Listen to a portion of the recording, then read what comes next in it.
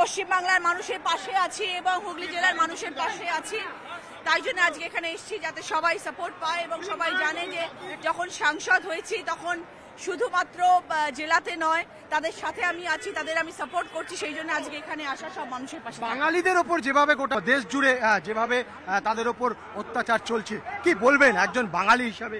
দেখুন, মানে কি বলবো, মানে বলার ভাষা থাকে না যে আমরা বাঙালি, আমরা গর্ব করি যে আমরা বাঙালি, আমাদের মাতৃভাষা বাঙালি, আমাদের বাংলা থেকে কত মনীষী এসছেন, আমরা তাদেরকে নিয়ে গর্ব করি। আজকে আমাদের কি বলবো, মানে এর কোনো ভাষা খুঁজে পাচ্ছি না আমি বলার, যেটা কি করে সম্ভব।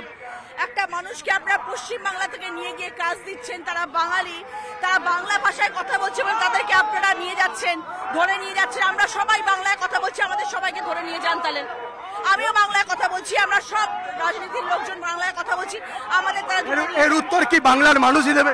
এর উত্তর বাংলার মানুষ দেবে।